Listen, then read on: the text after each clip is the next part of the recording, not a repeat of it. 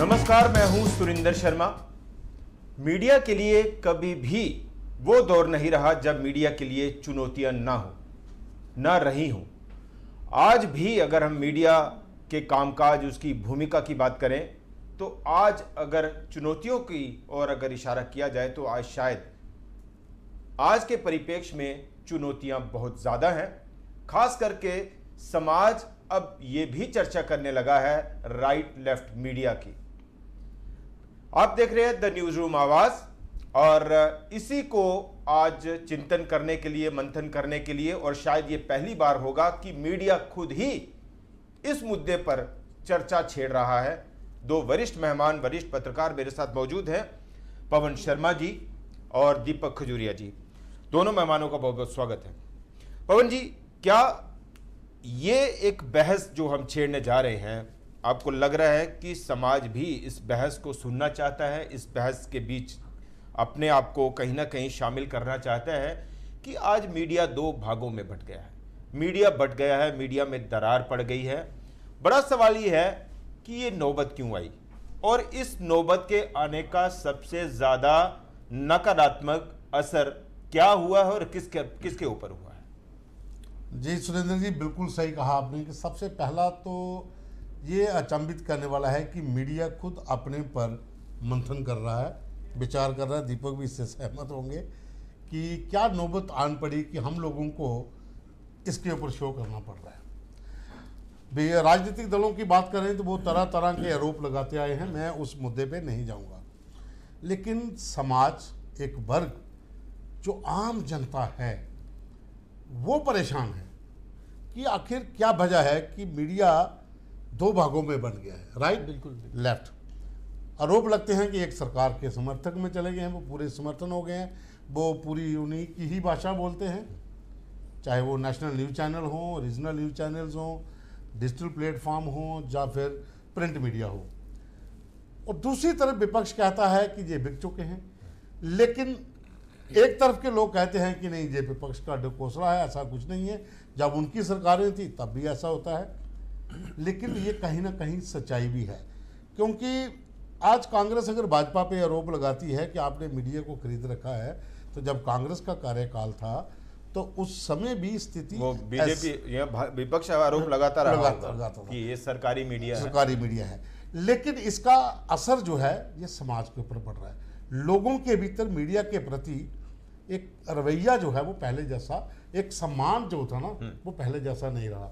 आप किसी भी खबर के ऊपर आप टिप्पणी करोगे, तुरंत जवाब आता है, ये तो बिका हुआ ही, ये तो बोलेगा उनकी भाषा, ठीक है। अगर आप उसके विरोध में जाते हो तो दूसरी तरफ से आता है, ये भी उसी श्रेणी में आ गया जी, ये भी आप चाहता है कि उनकी सरकार बने और इनके हाथ में भी लड्डू आए। दरअसल लोगों के पास ना तो सही जानकारी पहुंच रही है, ना कोई पहुंचाने की कोशिश कर रहा है, और जो पहुंचाने की कोशिश भी करता है तो उसके ऊपर अड़ंगे इतने आ जाते हैं कि वो बीच में ही छोड़ देता है, बोलता ठीक है यार, आप अपनी मर्जी, जो मर्जी करो। दीपक जी, ये एक बड़ा सवाल कि लोगों को लगता है, जनता को लगता है कि एक सरकार का मीडिया है, एक विपक्ष का मीडिया है। क्या इस बात को पूरी तरह से सटीक मान लिया जाए कि अब लोगों को ये लगने लगा है कि समाज का मीडिया कोई नहीं है, लोगों का मीडिया कोई नहीं है, जनता का मीडिया कोई नहीं है, जो हमारी आवाज़ उठाता हो, मुद्दे उठाता हो, उस पर बहस करता हो और सरकार से जवाबदेही मांगता हो, और अगर विपक्ष भी जनता के मुद्दों को नहीं उठा रहा तो विपक्ष को भी उसी कटघरे में खड़ा करता हो? सुरेंद्र जी, सबसे पहले तो ये बात है कि आज हम अपने ही प्रोफेशन पे डिस्कशन कर रहे हैं, जो कि कभी एक पैशन हुआ करता था, और आज वो प्रोफेशन से भी हटकर ऐसा हो गया है कि बीइंग जर्नलिस्ट हम तीनों अगर बैठे हैं तो कहीं ना कहीं हमें भी डिफेम महसूस होता है। क्योंकि जैसे पवन जी ने कहा कि लोग कहीं ना कहीं आपके ही कमेंट पर नीचे कमेंट करते हैं कि आप एक तरफ झुक रहे हैं। सबसे बड़ी बात तो हम डिफेम तब फील करते हैं जब मीडिया के साथ इतने बहुत ही घटिया शब्दावली इस्तेमाल हो रही है, गोदी मीडिया या बिका हुआ मीडिया, जो कि आज से 1-1.5 दशक पहले नहीं हुआ करती थी। लोग ये कह सकते थे कि आप बायस्ड हो, तो एक बड़ा जेन्युइन सा वर्ड फिर भी होता था कि कई बार बायस्ड। मैंने कुछ थोड़ा सा रिसर्च इस चीज़ पे किया था, और कुछ जो तथ्यों के हिसाब से भी मैं आपको बताता हूँ कि जो मुझे लगता है या जो हो रहा है 2017 में ये कहा जाता था कि 47% जो मीडिया है वो बाइस्ड हो चुका है, एक तरफ है, या तो राइट और या लेफ्ट। हालांकि हमें चलना तो सीधे चाहिए, एक पत्रकार को सीधे चलना चाहिए, दाएं और बाएं की खबर रखते हुए। मगर अब क्या हो रहा है, हम सीधे चल ही नहीं रहे, हम सीधे वाली बात ही नहीं कर रहे, या तो दाएं झुकाव है या बाएं झुकाव है। और ऐसा सिर्फ हमें जो लोग हमारे ऊपर कमेंट कर रहे हैं वो इसलिए कर रहे हैं कि हम चंद लोगों की बात नहीं कर रहे हैं। मैंने जैसे बताया 2017 में 47% मीडिया राइट या लेफ्ट था, और 2022 आते आते वो जो परसेंटेज है वो 50 हो बढ़ गया। मतलब 50% अगर हम ये बोले जर्नलिस्ट या फिर मीडिया हाउसेस अगर दाएं या बाएं चल रहे हैं अपनी आइडियोलॉजी लेके, तो ये कोई कम नंबर नहीं है। देखिए इसमें एक चीज़ है, हम भी जैसे देखते हैं मीडिया रिपोर्टिंग देखते हैं, मैक्सिमम जो है वो नेशनल न्यूज़ चैनल्स में देखते हैं। एज ए पत्रकार, एक पत्रकार होने के नाते हमें भी लगता है कि ये एक प्रवक्ता वाली वाणी बोली जा रही है, प्रवक्ता वाली जो टोन है। जिस चीज़ पर मान लीजिए एक पैनल डिस्कशन में आपने किसी एक ए पार्टी को बुलाया है और बी पार्टी को बुलाया है, तो ए पार्टी से पूछा गया सवाल या बी पार्टी का ए पार्टी से पूछा गया सवाल डिफेंड कौन कर रहा है उसके ऊपर? हमारा जो पत्रकार है, जो एंकर है, वो डिफेंड कर रहा है, यानी वो विपक्ष जैसे आप बोल रहे हो, मैं आपको बीच में टोक दूंगा, सीधा दूसरी तरफ चले। दरअसल कहानी क्या है, ये चीज कहीं लगता है कि इसमें एक चीज मैं आपको बताता हूँ। इसमें क्या हो रहा है, इसमें जो नेशनल चैनल्स हैं, आप उनके ऊपर जो डिबेट्स होती हैं शाम को, उनके जो मुद्दे होते हैं, उन मुद्दों पे किन किन लोगों को बुलाया जाए, उनसे क्या क्या सवाल किए जाए। क्योंकि क्यों ऐसी नौबत आन पड़ी कि जो एक गठबंधन बड़ा था, इंडिया गठबंधन, उन्होंने कुछ एंकरों की एक सूची जारी कर दी थी कि हम बाइकाट करेंगे, हम इनके कार्यक्रम में जाएंगे। ये छोटी बात नहीं है, ये एक बड़ी बात थी। ये एक, हालांकि इसमें एक और बात जोड़ूं कि जिन एंकर्स की सूची डाली गई, उन एंकर्स ने उसको अपने प्लस पॉइंट में लिया कि ये भाई हमारे सवालों से कतराते हैं, इसलिए ये हमारे शोज में नहीं आते, जबकि उनको इस पर चिंतन मंथन करना चाहिए। पहली बार देश में ऐसा हो रहा है कि बहुत सारे टीवी चैनल्स पर बहुत सारी राजनीतिक पार्टियों के या फिर बहुत सारी आइडियोलॉजी के लोग जाते ही नहीं है। मतलब ये होना पहली बार हुआ, मुझे लगता है सबसे ज्यादा ये चैनल्स पे हो रहा है। अच्छा, एक थोड़ी सी जो मैं आपको थोड़ा सा, नहीं, मैं एक आपकी बात में बात करता हूँ। पहले मैं एक बात बीच में काट रहा था कि जब एक सूची बनाई जाती है कि इन लोगों के हम फंक्शन डिबेट पे नहीं जाएंगे, आप कहते हो कि ये हमारे लिए बहुत गर्व की बात है कि हमारे सवालों से कतरा गए हैं, डर गए हैं। लेकिन दूसरी तरफ आप देखें, ये चाहिए था, आपको मंथन तो करना ही चाहिए, लेकिन दूसरी तरफ आपको ये भी देखना चाहिए था कि अगर विपक्षी हमारे सामने नहीं बैठेगा, जिसको हम सवाल नहीं कर सकते हैं, क्योंकि दूसरी तरफ हम सवाल तो कर ही नहीं पाएंगे, उधर हम नहीं कर पाते हैं, तो हमारी रिपोर्टिंग हुई ना, तो वैल्यू क्या रही? जब कोई आएगा नहीं, मैं अकेला बैठ के क्या करूंगा, किससे सवाल करूंगा? तो ये जो सिस्टम था, ये तब से, मैं ये नहीं कहता हूं कि तब से शुरू हुआ है, ये पहले भी था। हमने देखा हुआ है कि एक बहुत बड़े चैनल के मालिक भी हैं और एक अच्छी पार्टी के वो लीडर भी हैं, उन्होंने माइक के आगे हाथ रख दिया था, बस ओके जी, बस थैंक यू, है ना। पत्रकार ने कहा था कि मेरे सवाल का जवाब जो है वो आपको देना, कहता है ये जरूरी नहीं। अच्छा, एक और चीज़ है यहाँ, वो इसलिए शायद ऐसा होता है कई इंसिडेंट्स में कि लगता है, सामने वाले को लगता है कि ये पूरा एजेंडा फिक्स करके वो एक बड़ी नकारात्मक चीज़ है कि जब आपके सवाल, हमें नहीं लगता, हमें भी सबको जो है वो 24-25 साल हो गया काम करते हुए, कभी भी ऐसा नहीं हुआ कि एक किसी कार्यक्रम में किसी नेता के साथ या किसी के साथ भी एक बड़ी बहस हो गई हो, तीखी नोकझोंक हो गई हो, और दूसरी बार जो है वो उसने पैनल में आने से मना कर दिया हो। कम से कम हमारे साथ ऐसा नहीं हुआ। वो इसलिए क्योंकि रैंडम सवाल है, इसमें दो सामने वाले को ये इंश्योर होना चाहिए कि ये एजेंडा सेट सवाल नहीं है। देखो, जो हम ये सवाल है, मुझे इसका सवाल जवाब देना पड़ेगा। जिस टॉपिक पे हम डिस्कस कर रहे हैं ना, इसके दो पहलू हैं। पहला पहलू ये कि पहले तो हम तीनों को इस बात पे ये बात रखनी है, जैसे आप हमें पूछ रहे हैं, मुझे और पवन जी को रखनी है, कि क्या वाकई में मीडिया राइट और लेफ्ट हुआ है। पहले तो ये बात आई, और अगर हुआ है तो फिर इसके कारण क्या है। हमने ये दो मुख्य, मुझे लगता है, बिंदु हैं पवन जी। और पहले बात पे तो मैं ये बात करूंगा कि मुझे तो लगता है, शायद पवन जी मेरी बात से सहमत हो गए, कि राइट या लेफ्ट मीडिया हुआ है, साफ बट गया है। अच्छा, इसमें मैं थोड़ा सा कुछ लिख के लाया हूं। जैसे 2-3 दशक पहले क्या होता था, जो लेफ्टिस्ट जिसको आइडियोलॉजी कहा जाता है, लेफ्ट आइडियोलॉजी, तकरीबन क्या होता था, जो इंग्लिश अखबारें या इंग्लिश चैनल है उस वहां पर लेफ्ट आइडियोलॉजी को थोड़ा सा ऊपर किया जाता था, और हिंदी भाषी क्षेत्रों में या हिंदी अखबारों और चैनल में थोड़ा सा। उसका कारण क्या था, leftist gives you a badge of honour. एक लगता था कि लेफ्टिस्ट अगर हम आइडियोलॉजी रखते हैं तो हम एक बैज ऑफ ऑनर दे रहे हैं कुछ अखबारें, that media is unconventional, progressive, forward looking, intellectual और डू गुडर। उनको लगता था कि इंटेलेक्चुअल क्लास है जो लेफ्ट को सपोर्ट करेगी।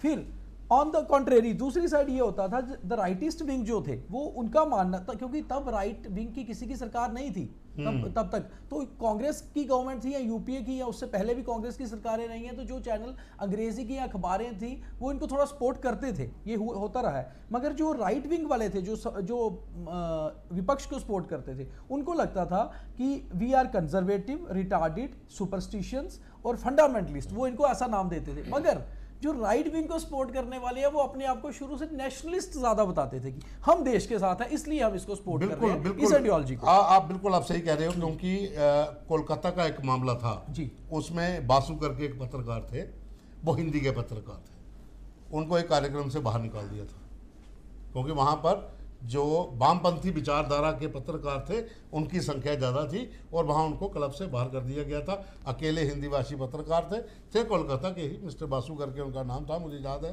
कि ये 2009-10 की बात थी, उस समय लेफ्टिस्ट विचारधारा का कब्जा था, बिल्कुल कब्जा था मीडिया के ऊपर, और नेशनल मीडिया में तो बहुत ज्यादा कब्जा था, अखबारों पे, चैनलों पे दबदबा था, और वहां पर जो हिंदी भाषी पत्रकार थे उनको जगह नहीं मिलती। मतलब जी एक और बात ये है, इसी से सवाल जुड़ता है कि जब किसी एक पत्रकार के साथ किसी एक विचारधारा, कोई एक विचारधारा जुड़ जाती है, हमें लगता है, कम से कम मैं तो ये कह सकता हूँ और हम सब कह सकते हैं कि तब वो पत्रकार नहीं रहता।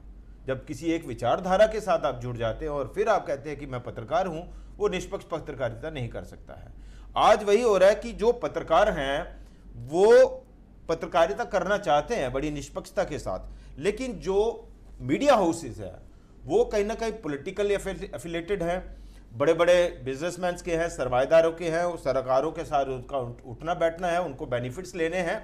और दूसरा ये कि क्या कहीं ऐसा तो नहीं हुआ कि सरकारों ने ही ये स्थिति पैदा कर दी कि मीडिया को डिवाइड कर दिया जाए इन चीज़ों में, लेफ्ट राइट की मीडिया में कुछ सरकार के हक में हो गए ज़्यादा और विपक्ष वाले कम हो गए, विपक्ष वालों को उनके ऊपर भी भरोसा नहीं कि हमारी आवाज़ उठाएंगे कि नहीं उठाएंगे। पहली बात से तो हमने तीनों ने एग्री किया कि मीडिया राइट लिफ्ट हुआ है। अब हम दूसरे पॉइंट पे आते हैं कि इसका कारण क्या है, कब से हुआ है। अब ये बात है, तो जैसे पवन जी ने बताया कि 2 दशक पहले जब आप ये मान के चलिए यूपीए की सरकार में ये होता था कि अगर कोई राइट विंग की बात करता था, या जिसको राइट विंग वाले बोलते हैं नेशनलिज्म की, तो उसको कहीं साइड पे किया जाता था कि यार ये एक तो उसको कम पढ़ा लिखा बताया जाता था, उसको बुद्धिजीवी नहीं माना जाता था, उसको इंटेलेक्चुअल नहीं माना जाता था, माना जाता इसको ज्यादा नॉलेज नहीं है मीडिया की। इंटेलेक्चुअल वो थे जो लेफ्ट को सपोर्ट करते थे, ये होता था। अब हुआ क्या, 14 में जब सरकार बदली केंद्र में, जब सरकार बदली तो वो लोग जो हिंदी भाषी क्षेत्र से आते थे, हिंदी जर्नलिज्म से आते थे,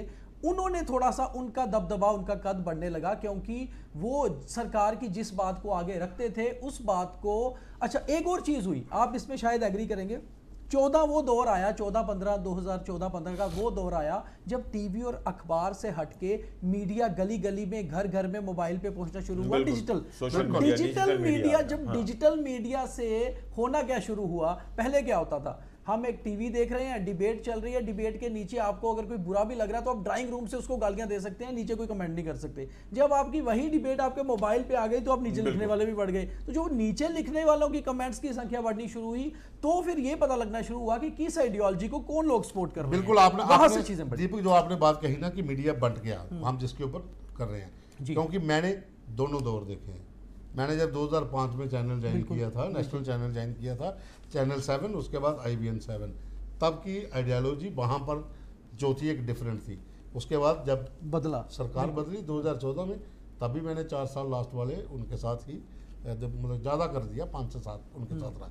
वहाँ पर जो कुछ होता था, अब हम ये नहीं कह सकते कि वहाँ पर पूरी तरह से ही बायस होता था, लेकिन तमाम चैनल्स की मैं बात करूं, चीजों को मोल्ड किया जाता था। आप देखो, आपके सामने रवीश कुमार है, अभिषार शर्मा है, पुण्य प्रसून वाजपेयी है, अजीत अंजुम है, जहां तमाम वो लोग, ध्रुव राठी समेत ऐसे पत्रकार हैं जो नेशनल चैनलों को छोड़कर, जिन्होंने यूट्यूब का, फेसबुक का सहारा जिनकी लेकर, कभी दिल्ली की मीडिया में तूती बोलती थी, आज खत्म हो गए। आज वो लोग एक वन साइडेड हो गए हैं। और दूसरी तरफ आपके सामने तमाम बड़े बड़े एंकर हैं, वो चाहे न्यूज़ 18 इंडिया में हो, आज तक में हो, जी न्यूज़ में हो, तमाम कहीं भी आज तक में हो, तमाम बड़े लोग वहां पर हैं। दोनों के बीच में खाई है, दोनों एक दूसरे को गालियां निकाल रहे होते हैं, डिवाइड भी है, सीधे हमले होते हैं, एक दूसरे के मीडिया पे निकालते हैं, एक दूसरे के ऊपर और सीधे हमले। यही कारण था कि यहीं से लोगों को लगने लगा कि मीडिया बढ़ चुका है।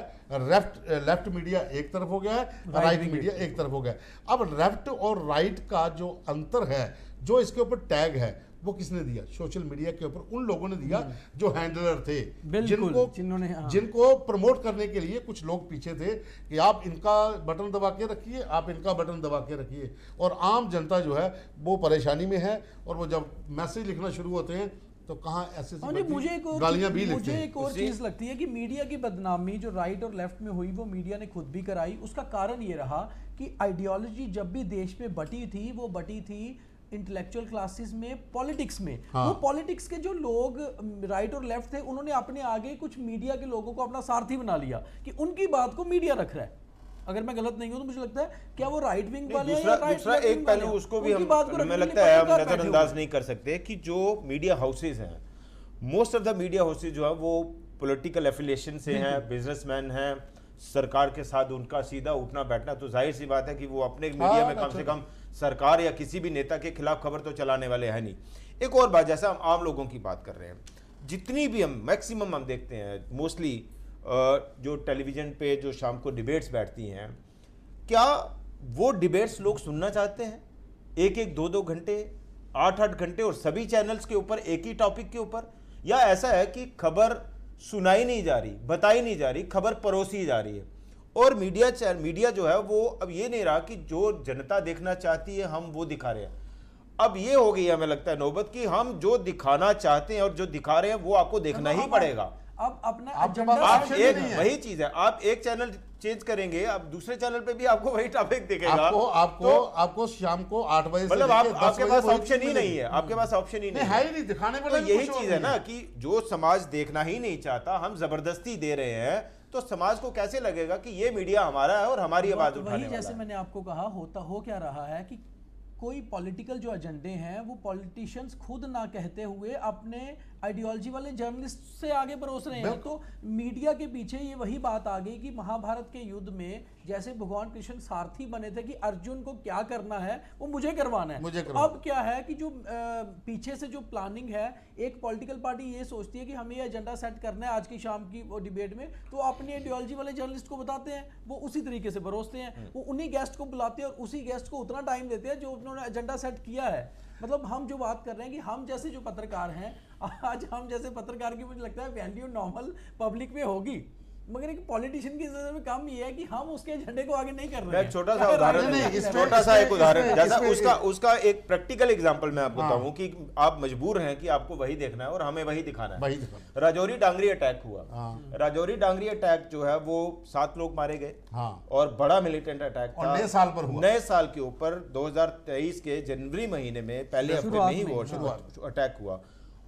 उस दौरान सारा नेशनल मीडिया जो था वहां रिपोर्टिंग करने गया हुआ था और हम देख रहे थे दिल्ली की एक खबर चल रही थी, एक महिला गाड़ी के साथ एक्सीडेंट हुआ और शायद 1-2 किलोमीटर जो है वो गाड़ी के साथ घसीटती हुई चली गई और पिछले 3 दिन से और अगले 3 दिन तक उसी पर चर्चा हुई। राजौरी डांगरी अटैक के ऊपर कोई डिस्कशन नहीं हुई, शाम को कोई डिबेट नहीं हुई, कोई रिपोर्टिंग नहीं हुई। ये हालत है कि हम वही दिखा रहे हैं और आपको वही देखना पड़ेगा, या तो आप टेलीविजन चैनल बंद कर दीजिए। बात है टीआरपी, तो ये बात टीआरपी पे भी है, क्योंकि वहां पर जो लोग बैठे हैं, जो पीसीआर में बैठे होते हैं, जहाँ जो एडिटोरियल टीम में लोग होते हैं, प्रेशर भी होता है कि ये वाला इशू इस समय दिखाना है, नहीं दिखाना है, कब दिखाना है, तब वो खबर दिखा दीजिए जिसके लिए टीआरपी बटोरी जा सके।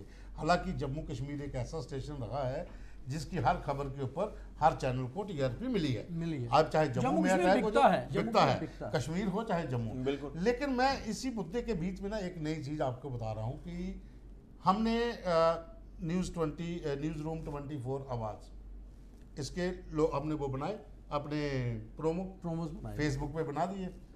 अब बीच में हमें भी लिखा जा रहा है कि हमें उम्मीद है कि आप सही खबर दिखाएंगे हैं? तो और बीच में एक लिख रहा है कि भाजपा और कांग्रेस के प्रवक्ता मत बनना। आम लोगों के ये जहन में इतना वो हो इस चुका तरह है से ये कि चीजें पत्रकार बता है दी तो गई। मैं किसी न बताता किसी हूं, साइड ये जो होगा, आपने कही ना बात, अभी जम्मू बंद हुआ था, किसी मुद्दे पर मैं भूल रहा हूँ, ये जो स्मार्ट मीटर्स वगैरह के हाँ, इशू पे जी। जम्मू बंद हुआ, तो नेशनल कॉन्फ्रेंस के नेता अजय सरोत्रा, उनसे मैंने एक इंटरव्यू किया। मैंने पूछा भाई बताइए कोई पिछले 70 साल से, कहते जी आप भी बीजेपी की भाषा बोल रहे हैं। हाँ। मैंने बोला जब आप बीजेपी के साथ गठबंधन में थे तब तो आपको हमारे सवाल बीजेपी की भाषा नहीं लगते थे। नहीं लगते थे। तो अब जो अब ये भी एक चीज है जो आप बीच में भी चर्चा है कि जब आप सीधे सवाल भी करते हैं तो ये कहेंगे कि भाई आप कांग्रेसी हो गए हैं या भारतीय जनता पार्टी की भाषा बोलने लगे हैं या अब आप नेशनल कॉन्फ्रेंस जो है वो उसकी लाइन टोक कर रहे हैं। Actually तो एक पत्रकार जो है, क्या है, जो जेन्युइन पत्रकार है ना हमारे जैसा, उसकी वैल्यू इसलिए कम हो गई है। एक तो वो अपनी फ्रेटर्निटी में भी कम हो गई, क्योंकि जो हमारी फ्रेटर्निटी है वहां भी जो लोग राइट और लेफ्ट हैं वो किसी ना किसी बंदे के खास हैं, खास उसके हैं, साथ जुड़े बैठ हुए के- हैं। अच्छा एक उसके चीज साथ और है बैठ के यहाँ उसी एक की और, बात को आगे बढ़ाते अगर हैं। आप हम बढ़ाते नहीं आज हैं, ये तो भी हम कहीं ना कहीं आज फंसे ये हैं। भी पोजीशन है कि आप मान लीजिए कोई एक खबर चलाएंगे और किसी पर्टिकुलर पार्टी को या किसी पर्टिकुलर नेता को लगेगा कि ये खबर मेरे खिलाफ है, तो बोलेगा दूसरी ओर से उसके आया। पास 10 ऐसे लोग होंगे उसको काउंटर करने के लिए, वो आपको नेगेट कर देगा। बिल्कुल, कर भी ये देगा। ये हालत देखो भी है। कहानी क्या है कि एक टैग लग चुका गोदी मीडिया, हाँ। है ना, ओपनली बोला हाँ, जाता है गोदी openly मीडिया। ये तो राहुल open गांधी ने ओपनली openly सभी बोला, यात्रा, हाँ, वो तो सब- सीधा कहते हैं भाई आप तो सरकार के हैं, अब आप तो देखो हमारी खबर लगाएंगे अब देखो नहीं। कहानी क्या है कि एक और पत्रकार उस चीज पे ये भी देखने में बड़ी दिलचस्प बात है कि उस चीज पे वही चैनल जो है वो टीआरपी बटोरता है हाँ। कि भाई कांग्रेसी मुझे कह रहा है कि आप बीजेपी बिल्कुल, के हैं। मैं एक चीज बता रहा हूँ। देखो पॉलिटिशियन जो है उनकी नजरों में हम लोग क्या हैं। अब देखो अभी थोड़े दिन पहले राहुल गांधी कह रहे थे कि गोदी मीडिया है, ये है, वो है, ये सब बिके हुए हैं जी, भाजपा की ही बात करते हैं। अब राहुल गांधी ने खाली ये बोला था, एक बयान दिया था, उसके ऊपर वो उसकी पीसी थी और वहाँ पर हमारी एक पुरानी मित्र हैं मौसमी सिंह, उन्होंने ये सवाल किया उनको कि आपने जो ये कहा है इसका जो पूरा अर्थ क्या होगा, तो उन्होंने सीधा उसको बोल दिया कि आपको भी एक बीजेपी की टी शर्ट पहना दिया। इट मीन्स कि आप मतलब सुनना नहीं चाहते हो, आपको सवाल ना किया जाए, चाहे पक्ष हो विपक्ष हो, आप सत्ताधीश हो या चाहे आप विपक्ष में बैठे हुए उनके बड़े नेता हो, जब तक आपको सवाल तीखा लगेगा तो आप टैग दे देंगे। अगर सवाल आपके फेवर में होगा तो फिर बल्ले बल्ले हो मोदी, जाएगी। जैसे मैंने आपको बताया ना कि 2017 में 47% मीडिया बाइस थी, आज 2022 में इवन आज से 24 2 साल में, पहले अब 25 मतलब 50% हो चुकी है। तो जब 50% लोग राइट और लेफ्ट जा चुके हैं, तो जो 50 हमारे जैसे सीधी सड़क पर चलने वाले बचे हैं, उनके ऊपर भी वो जो दोनों तरफ से बौछार हो रही है ना कमेंट्स की, वो कहीं ना कहीं अपने आप को अपना दामन बचाना हमारे लिए मुश्किल है। आप कैसे क्योंकि- आकलन कर सकते हो क्योंकि कि हम 50% बाइस्ड है? हम सवाल बाइस्ड मीडिया का तो तुर्क में एक साइड छोड़ रहा हूँ, बाइस्ड उससे भी मीडिया ज्यादा क्या ही है? हो सकता है। बाइस्ड का तो छोड़ ही दीजिए, मैं कह रहा हूँ कि लेफ्ट राइट के बीच में जो खाई बन गई है, वो बहुत बड़ी है। उसके बीच में हम लोग जो हैं, हमारी परसेंटेज क्या है? उस खाई में चलना बड़ा मुश्किल है, चलना पहले तो बड़ा उतरना मुश्किल है। और दोबारा से उसी में आप सर्वाइव करना। थोड़ा सा किसी आप नेशनल कॉन्फ्रेंस के लीडर के ऊपर सवाल करिए, वो बोलेगा ये बीजेपी का बंदा है। बीजेपी वाले आप को बीजेपी करिए, वाले वो पे करिए, वो बोलेगा कांग्रेस मैंने का बंदा एग्जांपल है। तो दी आप आपको। कांग्रेस वाले को करेंगे अच्छा, तो एक पीडीपी और का चीज बंदा हुई, है। इसमें और एक ये और सभी चीज लोग हुई। आपस में मिलकर सरकारें नहीं, चलाते हैं। इसमें एक और चीज हुई है मतलब कि इनसे सवाल नहीं करेंगे। एक चीज और हुई है, इससे क्या हो गया है, जो एक पहले क्या होता था, इतनी पेशेंस होती थी एक पॉलिटिशियन में कि आप उसको कितने कड़क सवाल भी पूछ हाँ। लीजिए, वो चुपचाप आपकी बात का हंसते हुए जवाब देता था। आज वो इतने इम्पेशेंट हो चुके हैं, क्योंकि उन्हें इम्पेशेंट बनाया भी हमारे मीडिया वालों ने है, जो राइट और लेफ्ट वाले हैं, क्योंकि वो उनको गुडी गुडी सवाल पूछते हैं। बस। जब आप उनको मक्खन वाले सवाल पूछेंगे उनके द्वारा तो दिए फिर तो हुए, वही तो फिर सवाल। तो वही होगा। आज हालात ये होगी, जो हम जैसा पत्रकार है वो किसी को पचता नहीं है, डाइजेस्ट करना उसके लिए मुश्किल है, क्योंकि हम उन्हें पूछेंगे कड़क सवाल, दोनों तरफ ही अब तो पूछेंगे। ये भी अब तो ये भी उनके होता लिए है टैग लगाना कि easy है। किसी बड़े नेता का आप इंटरव्यू करने जाते हैं तो सवाल पहले बता हाँ, दीजिए क्योंकि उसको ताकि मैं पता उसकी चाहिए। तैयारी कर लूँ, जो तैयारी मुझे कर। सूट करता है वो पूछ लीजिए, जो नहीं करता उसको काट दीजिए। तो ये कहीं ना कहीं हम कोशिश कर रहे हैं कि इसके ऊपर पहल की जाए, चिंतन मंथन किया जाए। और मीडिया का युग, मीडिया का इतिहास कभी भी स्वर्णिम नहीं रहा, लेकिन ये भी एक सच्चाई है कि ये जो इस वक्त दौर चल रहा है, ये बड़ा बुरा दौर चल रहा है। नैतिकता कहीं बड़ी दूर चली गई है और बड़ी बात यह है कि समाज का, लोगों का, जनता का विश्वास मीडिया के ऊपर बहाल करना, उसके लिए कहीं से कोई पहल होनी चाहिए। और ये पहल न्यूज़ रूम 24 आवाज़ ने आज की है। तमाम मेहमानों का बहुत बहुत शुक्रिया। अपने इस कार्यक्रम को लेकर आपके विचार क्या हैं और इस नए वेंचर में, इस नए प्लेटफॉर्म में आप क्या कुछ देखना चाहते हैं, क्या कुछ सुनना चाहते हैं, वो सुझाव भी आप कमेंट बॉक्स में और दे सकते हैं। साथ में चैनल को सब्सक्राइब करिए, बिल्कुल। इसको फॉलो करिए, बेल आइकन दबाइए। बेल आइकन दबाइए। आपका साथ बहुत जरूरी है ताकि हम इस तरह की डिबेट और हमारी इस डिबेट पे जैसे हमने बोला है, कमेंट ज्यादा से ज्यादा करिए, क्योंकि आप क्या चाहते हैं, क्या चाहते हैं। हाँ, और आप इसके ऊपर भी कमेंट करिए कि ऐसे पत्रकारों की भी वैल्यू समाज में होनी चाहिए। चलिए, ऐसे ही मुद्दों को लेकर जो सीधा जनता के साथ जुड़े हुए हैं, समाज के साथ जुड़े हुए हैं, वो लेकर हम हाजिर होते रहेंगे।